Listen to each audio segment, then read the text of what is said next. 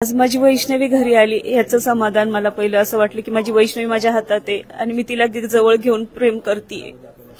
आज एक क्षणभर आम्ही विसरलो की आमची वैष्णवी आमच्यात नाहीये म्हणून। जे झालेलं दुःख होतं ते बाळाला हातात घेतल्यानंतर सुखावं आलं आणि मला असं वाटलं की बाळाला पाहून की माझ्या घरात आज वैष्णवी परत आली, बाळाच्या रूपाने माझी वैष्णवी माझ्या घरात आली।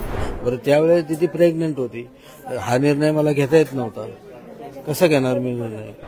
वैष्णवी हगवणे यांचं बाळ सध्या त्यांच्या आई वडिलांकडे आलेलं आहे। कसपटी वस्ती मी सध्या आहे, त्यांचे आई वडील हे माध्यमांशी बोलतात। रुपालीताई आहेत, वैशालीताई नागोडे आहेत, ह्या दोघींनीही ते बाळ आणण्यासाठी प्रयत्न केलेले आहेत। काय वाटतं तुम्हाला की पहिल्यांदा तुमच्या हातात ते बाळ पडलं त्यावेळी काय भावना होती? आज माझी वैष्णवी घरी आली याचं समाधान मला पहिलं असं वाटलं की माझी वैष्णवी माझ्या हातात आहे आणि मी तिला जवळ घेऊन प्रेम करते। आज एक क्षणभर आम्ही विसरलो की आमची वैष्णवी आमच्यात नाहीये म्हणून। खूप खूप छान वाटले बाळ घरात आले तर। किती दिवसानंतर शब्द नाहीयेत माझ्यापाशी तुम्हाला की आज मी काय, आज ह्या ताईंमुळे आमचं बाळ घरी आलं। एक लक्षात घ्या, एक आई म्हणून ते जो तुम्ही बाळ बघितलं ना की तो ज्या पद्धतीने आजीकडे गेलं, ते आजी आजोबा विसरले की आपली मुलगी वारली। दोन चार दिवस जे झालेले त्याच्यामुळे अशा प्रकरणात नाही कुठलं राजकारण नाही, काही नाही, थेट काम। म्हणजे जर ते बाळ त्या लोकांनी आणून दिलं नसतं ना तर मी आणि वैशालीताईंनी अंगावर केस घेतली असती, पण ते बाळ आजी आजोबांकडे दिलं असतं। चांगल्या कामासाठी 100 केसेस उद्या ते आम्ही करायला तयार आहोत आणि हेच आम्हाला अजितदादांनी आम्ही अजितदादांना सांगितल्यानंतर अजितदादा म्हणले ठीक आहे, तुम्ही ते बाळ कसपट्यांच्या हवाली सुपूर्द करा आणि त्यांना सांगा की या आरोपींच्या मुसक्या आवळल्या जाईल। अजितदादा काय बोलले तुम्हाला, काय सूचना? अजितदादांनी सांगितलं की कसपटेंना सांगा की कोणतेही राजकीय पाठबळ त्यांना हगवण्यांना नाही, त्यांना ती फास्ट ट्रॅकवर केस चालून शिक्षा होईल। त्यांचे वडील आहेत, वैष्णव यांचे वडील आहेत। खरं तर 2 वर्ष तुम्ही सोसलं, मुलींनी तुम्हाला अनेकदा म्हणजे बऱ्याच वेळेस सांगितलं नाही, पण ज्यावेळेस सांगितलं त्यावेळेस तुम्ही सासू सासरे असतील त्यांचे पाय धरले, सगळी समजूत काढली, यानंतर हा सगळा प्रकार घडला। आता सगळा प्रकार तो झालेला आहे, बाळ आलंय तुमच्या घरी। जेव्हा बाळाला पहिल्यांदा पाहिलं त्यावेळेस काय भावना होती एक आजोबा म्हणून? बाळाला पाहिल्यानंतर क्षणभर मी माझी वैष्णवी विसरलो। जे झालेलं दुःख होतं ते बाळाला हातात घेतल्यानंतर सुखावं आलं आणि मला असं वाटलं की बाळाला पाहून की माझ्या घरात आज वैष्णवी परत आली, बाळाच्या रूपाने माझी वैष्णवी माझ्या घरात आली।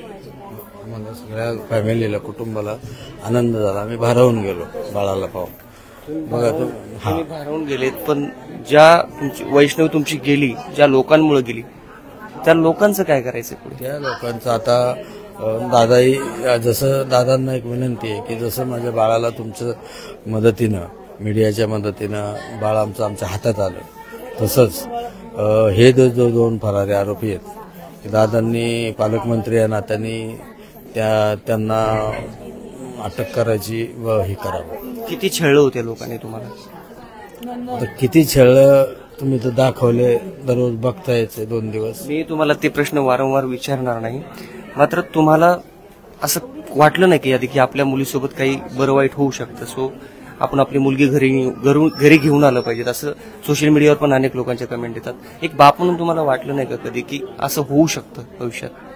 कारण याआधी सुद्धा तिने आत्महत्याचा प्रयत्न केला होता, विष खाण्याचा प्रयत्न केला होता। नाही, असं वाटायचं कारणच नव्हतं की बरं मला तुम्ही सांगा की तिचा जर परपंच तुटत असेल तर जर तसं जर म्हणलं असतं की तू इथून निघून जा, मला नाही राहायचं, तसं ठीक आहे ना। त्यांनी तो असंही म्हणत नव्हता, असंही म्हणत नव्हता, फक्त त्याला पैशाचीच लालच होती, ते पैशाच्या लालसेपोटी तो। पण बरं दीदी पण महिनाभर चांगली राहिली, फोनवर बोलली, चांगले ठीक आहे, पण महिना 1.5 महिन्याने परत तेच विषय। ठीक आहे ना म्हणलं, पैशासाठीच हे करतात ना। बरं त्यावेळेस दीदी प्रेग्नंट होती, हा निर्णय मला घेता येत नव्हता, कसा घेणार मी निर्णय। त्यामुळे मी हा काय विषय घेतला नाही। दीदी तशी की एवढी कल्पना हे नाही केली की बाबा एवढं असं होतं आणि ह्या अशा गोष्टी काय होतील लग्नाला आले आत्ता 5 तारखेला, तरी असे काही बोलले नाही की काय असं काही घटना होईल का, माझा वाद होईल का, वाद होते असं काही बोललेच नाही. राजेंद्र हगवणे एका पक्षाचे नेते आहेत, त्यांचं पोलिसांमध्ये पण जास्त वजन आहे, असं सगळं होतं. कधी कधी तुम्हाला ब्लॅकमेल केलं किंवा असं काही धमकी देण्याचा काही प्रयत्न केला त्यांनी? नाही, त्यांनी असं काही त्यांनी स्वतः काही हे करायचा प्रयत्न नाही केला. ते कारण जास्त माझ्याशी की बोलतही नसायचे. काय त्यांचं असेल काय त्यांचं स्टेटस, मी साधा माणूस किंवा हे काय साध्या माणसाची काय बोलायचं. आता ते वरच्या लेवलमध्ये जाणारे लोक आहेत, त्यामुळे ते माझ्याशी जास्त नसं बोलत. हीन वागणूक मिळायची. आता हीन म्हणा किंवा आणि त्यांचं काय डोक्यात असेल ते, पण गेलं तरी आपलं आम्ही पाहायचं, बोलायचं, नमस्ते, हाय बाय, बस तेवढंच. सोशल मीडियाच्या भाऊ गर्दीत विश्वासार्हतेने चकाकणारे नाव म्हणजे लेट्सअप मराठी. सगळ्यांना, सगळ्या नागरिकांना ती स्पीच, ती लेट्सअप वरील मुलाखती म्हणजे विचारांचा खजिना. त्यानंतरच्या निवडणुकीमध्ये मला सोडून गेले. बातम्या केवळ वस्तुस्थिती सांगणाऱ्या, न प्रोपगंडा, फक्त जनतेचा अजेंडा. क्योंकि आने वाला कल जाने वाला है, जाने वाला कल आने वाला है. राजकारण, मनोरंजन असो की क्रीडा क्षेत्र, महाराष्ट्राची स्पंदने संवेदनशीलतेने टिपणारे माध्यम म्हणजे लेट्सअप मराठी. जगासोबत एक पाऊल पुढे राहण्यासाठी लेट्सअपचे ॲप, सोशल मीडिया आणि वेबसाईट सोबत कनेक्टेड रहा.